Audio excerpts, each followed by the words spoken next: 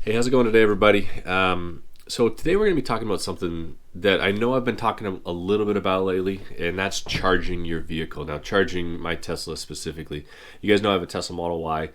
We love the car, love it through and through, and we've figured out a way to get it charged up every day, whether it's running a 240 outlet to the garage, or as you guys know, or maybe don't know, Teslas come with standard wall plugs. Right, so you get the charging cable and it's got a standard 110 plug. So essentially you can charge your Tesla anywhere there's a plug, and there's plugs everywhere. Now, if you didn't want to run around town and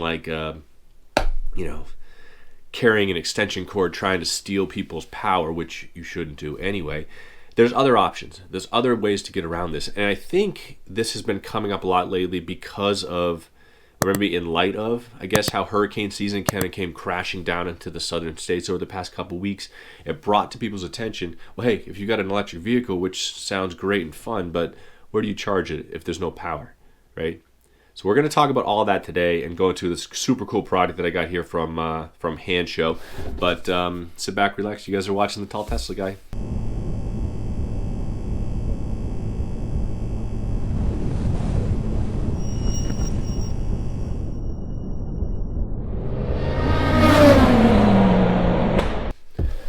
So my situation's a little bit different, and now I'm in the northern states, so we weren't impacted by the hurricane, at least not that one. We do get power outages every once in a while, and I'm not equipped with solar panels. So that's another thing. So people with electric vehicles, a lot of times they'll have solar panels that will charge the home or charge some sort of type of power wall. And Tesla uses a power wall, and the power wall will actually charge your house or run your house, almost like a backup generator. And that's assuming you don't actually have a generator. Now, people that don't have electric vehicles will often say, well, what do you do when the power's out? If you don't have solar panels, for example, how do you charge your vehicle? Now, if the power's out citywide, you're not getting gas either. Now, a lot of them do have backup generators, but if they don't, then you're not getting gas. Now, Tesla goes into what's called sleep mode when it's not being used or utilized. So like if you went to the airport and you parked it in a parking garage and you were gone for a couple of weeks, at most you lose about 1%. We either have a 240 outlet run to the garage, which gives us about 30 miles of recouped range per hour of being plugged in, or in our current situation, we do not have a 240 outlet and we're just using a standard 110 outlet. Now the standard 110 outlet will give you anywhere, 3 to 5 miles of recouped range per hour plugged in. Realistically, it gives me every bit of energy that I need to run during the day for what we use and all that kind of stuff. But if that doesn't work for you, if you need more, now I know when I was driving a lot more, I needed to charge it quite a bit more, and plugging into a 110 would not have done the trick for me. So one thing that Tesla did or does is that they have this super extensive supercharger network all across the country. So I happen to actually live in an area that doesn't have quite as many superchargers as other areas. However, there's quite a few. There's more than I even thought there would be.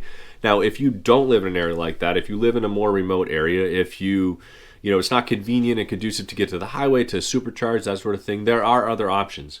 Now, companies like Electrify America, PlugShare, EV and Go, all of those companies came out with this software to allow you to plug in, and it just charges a card that you have on file with them or something that you have tied to the car. Now, Tesla specifically, it's a cardless transaction. You go to a supercharger, you plug in, and you're going, and it charges your account essentially. But it's software that they had to allow other companies to use, so that if you show up in a Ford, if you show up in a Chevy, if you show up in a Volkswagen, you can still use their software and it can still charge your account. However, it's a different kind of charging setup. Now, Tesla uses a TPC plug, and it's a Tesla proprietary charging network. And that charging network will only plug into a Tesla and only plug into a supercharger. Now, the TPC plug or the Tesla charging thing works great for most of the stuff that we're doing. And the J112 adapter worked great for everything else that we needed. However, we've been finding recently that Electrify America is all over the place. And every other electric vehicle uses this CC1 adapter, uses a CC1 plug, except for Tesla. Now, up until just recently, if you were a Tesla, you had no option to use those kinds of charging networks. However, just recently they came out with a CCS adapter for the Tesla, for any Tesla that you have. And my friends over at Hansshow actually sent me this one, and it comes in the super cool box. Not that you'll keep the box or anything like that, but what I wanted to show you guys today is basically this plug, and I wanted to show you what we do with it, and then kind of give it a spin. So This is a heavy duty plug. This is hefty. This probably weighs a couple of pounds, which is crazy. That might be a little bit of a stretch, but it's still pretty heavy. It's more heavy than you think it would be. Now on this end, you have the Tesla TPC connection. This actually plugs into your car. It's even got something here to get it started or get it moving.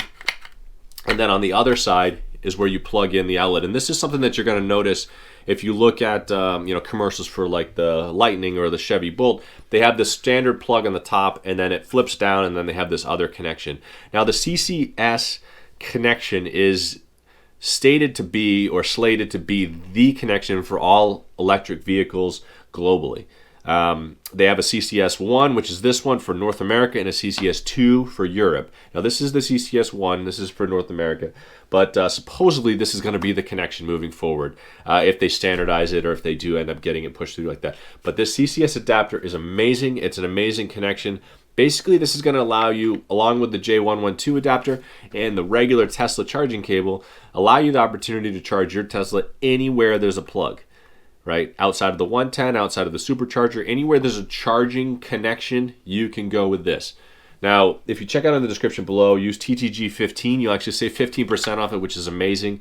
And it's coming from Hansshow, which is a company that I've worked with other things. They make great products, but we're going to take this for a spin. We're going to test it out. In fact, the place that I'm going to actually has a supercharger, and right next to it is Electrify America, which is going to use this. So we're going to give it a run and go from there. So, hey guys, so we just got to the charging location. Now this happens to be a plug share charging location. Now I know this thing will work for Electrify America and EV and Go as well, but I just happen to have a plug share. Now this location is unique in that it's also got a supercharger here, and I'll kind of show you guys that in a second. I just want to, so as you can see here, the superchargers, this particular rest area has superchargers on both sides of the highway, which was great. Gives me the opportunity to charge on either side if I'm going north or south. But I've also got these plug share, and this is actually what we're going to be using today, the plug share. So I'm going to get out my adapter. I've got the app on my phone for it, so I should be able to just plug it and go. Plugged in there, it fits. And let's see, what am I doing here? So I'm not getting a charge. We're going to try this round too. So I didn't have the proper credit card or something in there, so I've got it all set up now. We should be able to do it. You see that I got my plugged in. I'm plugged into the CCS Adapter from Hansshow. Check out the link in the description below. It's going to save you some money on it, which is great. I'm in here, so I'm going to hit start charge on the app. It says start charge, it's contacting charger. I put my phone next to there, plugged in, and now I got to go back to my phone and get the thing. Now this is the seamless part that's not as seamless as, you know, obviously a supercharger, because you have to use the app. I think most of this is first time use. So in spite of myself, it couldn't have been easier. I have a ChargePoint app already ready to go. Apparently I didn't have it loaded all the way, but once I got it loaded all the way, it was great. And honestly, you pull the charging cable out of the dock, just like you do with a supercharger. You put the adapter on it, it's great, and then you tap your phone to the screen and it accepts the charge and it charges. In this case, it is not. You can kind of see here my charging speed is putting me closer to 48 kilowatts. If I were to need to charge all the way up at 48, it would take me a while. Now, this is a travel plaza, and it's not really a video talking about the locations of ChargePoint, anything like that. This is really talking about the adapter, and honestly, like, it couldn't have been easier to use. It's just a plug and play, and you're good to go.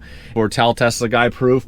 But it did take me a minute to do it. Honestly, the next time I go to it, I know what I'm doing, so it'll be good to go. But it really does just plug in, plugs into the charging cable, plugs into your car, and you're off to the races. So, you know, definitely check them out. This is from my friends over at Hansshow. That you guys have seen them before. You guys have seen videos that I put on before. They had awesome, cool stuff like lighted door sills, a power front, power trunk, all that kind of stuff. But this is the CCS 1 adapter. Now, like I said in the beginning, this is for North America, not for Europe. The CCS 2 is for Europe. But this is what's going to let you charge everywhere.